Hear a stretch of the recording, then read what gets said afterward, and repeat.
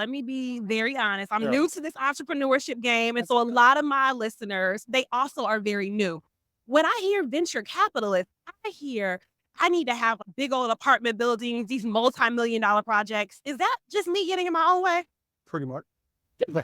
I'll tell you this. Yes, it is. What experience did Jeff Bezos have? Or Mark Zuckerberg? Or Bill Gates? What experience Or did Steve they Jobs. taking companies public? Right. Yeah, Where'd they start at? In their garage. Welcome to the Aid to Assets podcast, the ultimate podcast for aspiring real estate investors. I'm your host, Tiffany Watson. Join me as we discuss real estate investing for 9 to 5. Like, your work ethic should never change based on the result. You cannot put a price tag on your safety. When you can understand the foundation and how we got here, it will give you direction on how it could potentially go. If you want to get some real estate, the best way to get it is to start investing in real estate. And that's what I'm saying. Tax liens and tax deeds is the best way to. So we are meant to be in movement and in constant motion, in constant discovery of ourselves. And that's why we get to explore so many different things of ourselves. This is your Aid to Assets. Hello, everyone. I am live here at Power Networking Conference, where I have made me a couple new friends. And so we will talk about our experiences here at the conference. So to get started, why don't you tell us your name, where you're located, and what you do?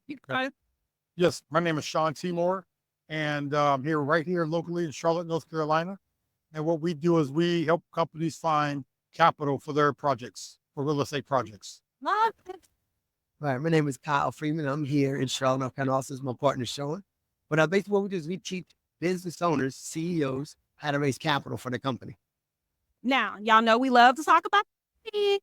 So why, first and foremost, should we even be thinking about other people's money when we're trying to raise capital? Very good question. Most of the time, when our people as a business owner, what we usually do, we'll go to the bank, because of your credit score, or you're going to try to use it use for collateral or something like that, take a mortgage, second on your house or whatever. We teach business owners how to use venture capital. So we go from the term of investment banking, and that's what we teach people how to do. Love it. So tell us a little bit about venture capital for people that may not be familiar. Yeah, so basically what venture capital is the process of getting other accredited investors to invest in your projects. So for something like real estate, what a lot of people do is they go to the banks, like my partner said, get loans. They may have to have a good FICO score. They may have to have a PG, something like that, or just build up personal credit. But these investors don't care. They will invest in your project because you're paying out a good interest rate and they like the project. Love it. Okay, now you mentioned books. So tell me your favorite top 2. I feel like if I say one, you're going to give me a hard time. So top 2 books for a aspiring business. Okay. You know what? I could probably say about 7. But you know what? The Bible, that don't count. That's one. All right. Bible, basic instructions before leaving Earth.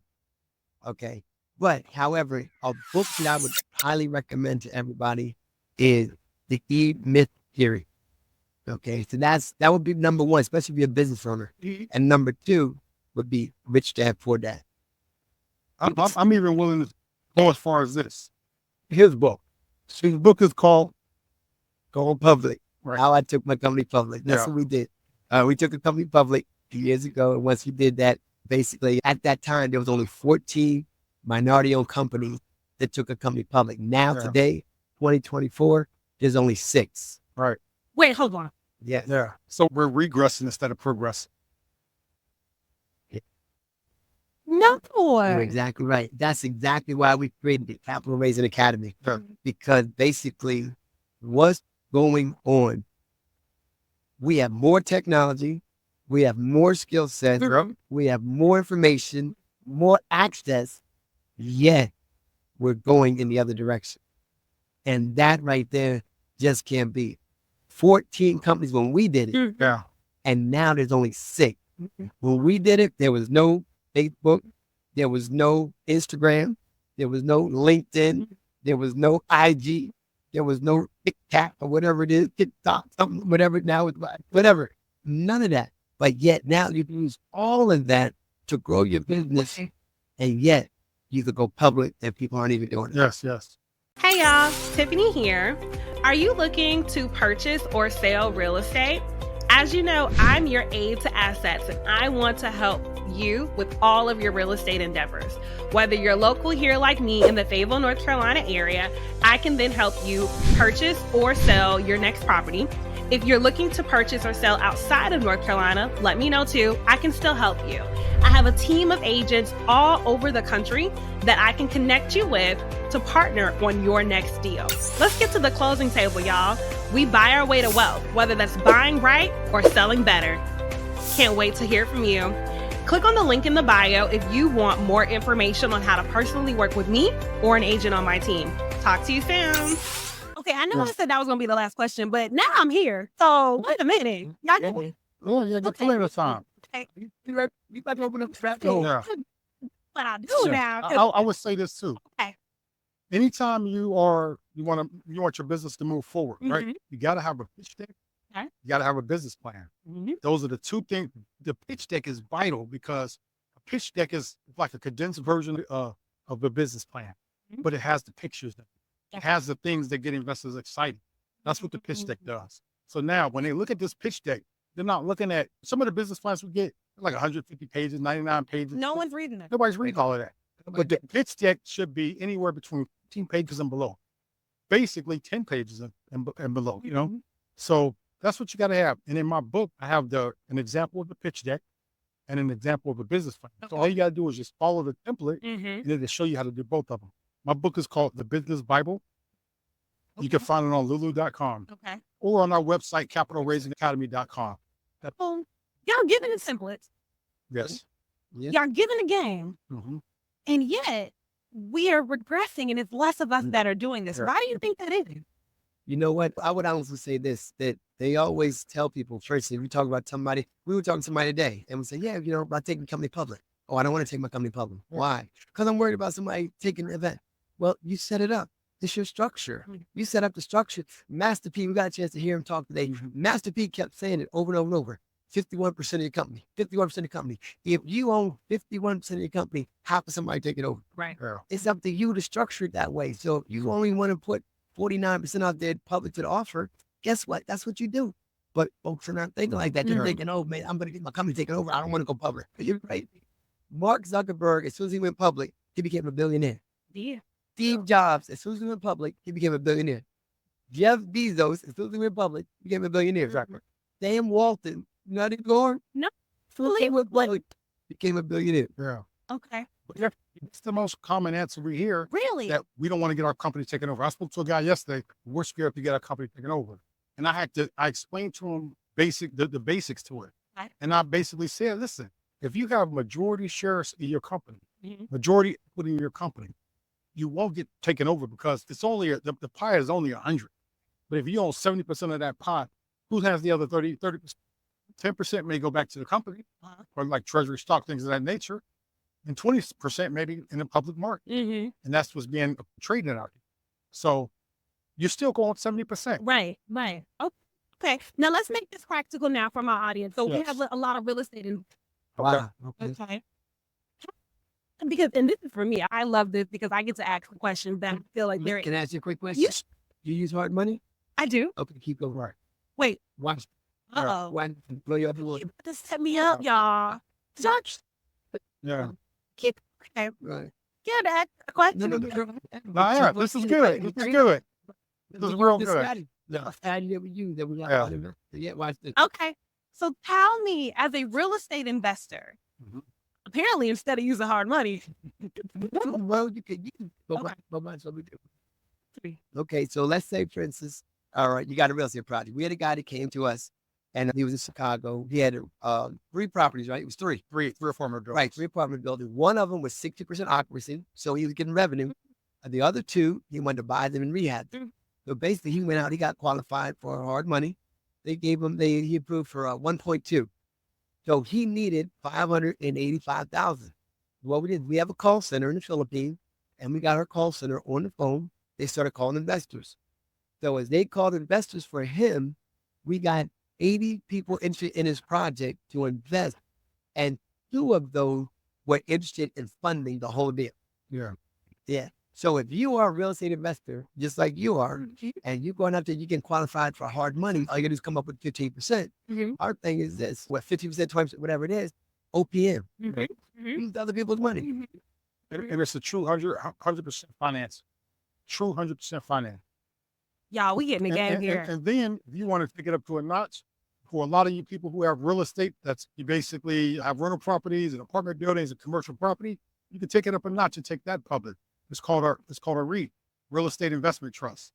And that's when you go up into billions of dollars. Hold on. Wait a minute. Hold on. Yeah. You mean to tell me I had a real estate portfolio? Yeah. I can create my own REIT? Of course. And take it public. You can take it public. People will invest in it. Yep. And guess what? And all you're paying out is dividends to the REIT. It's not your own money. Yeah. It's dividends. But guess what? It's public. Now, suppose somebody decides to come in and buy it from you.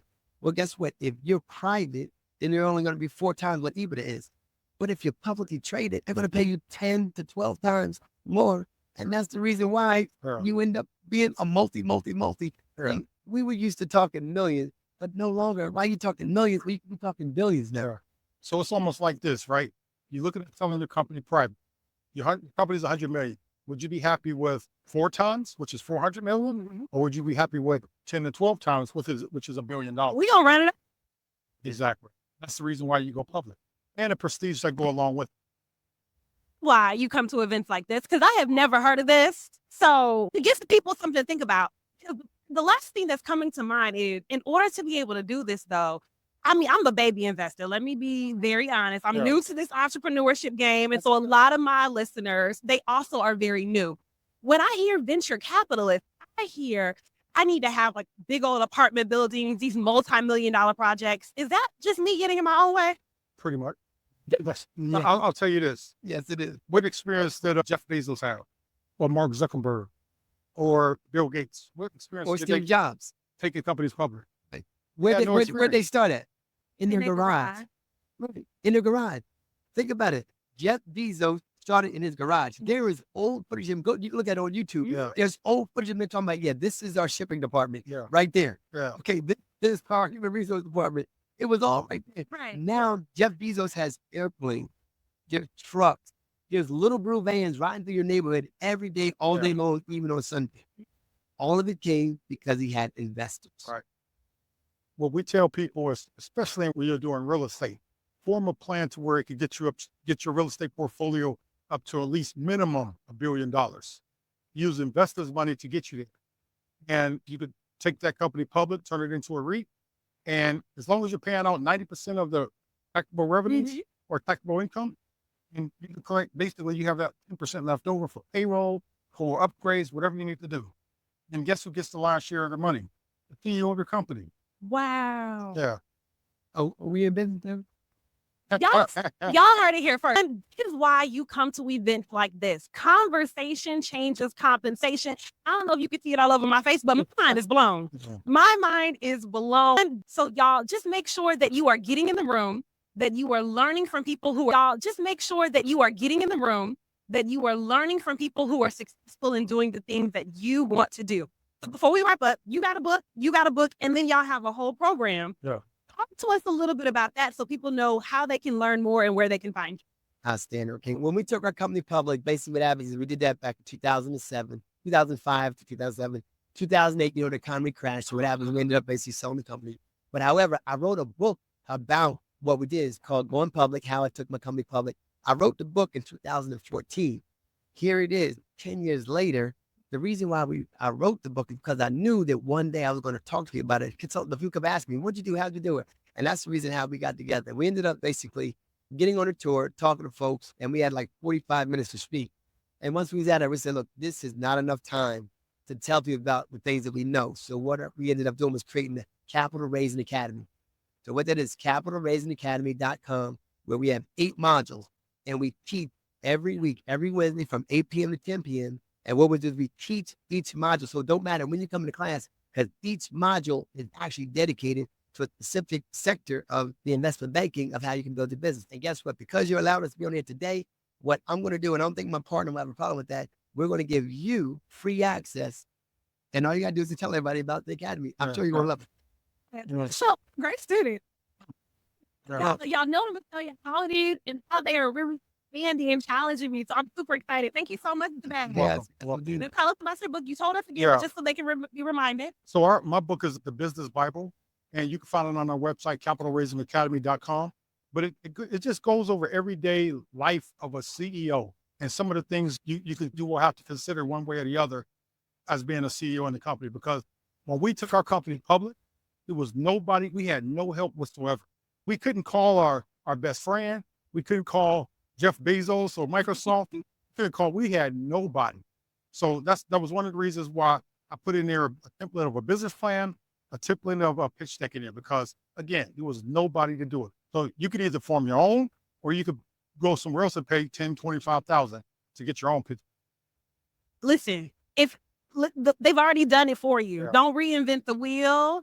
Make sure that you tap into both. Where can people find you on And social? let me real quick too. The Academy, the reason why the Academy is such a good thing to get involved with is because live.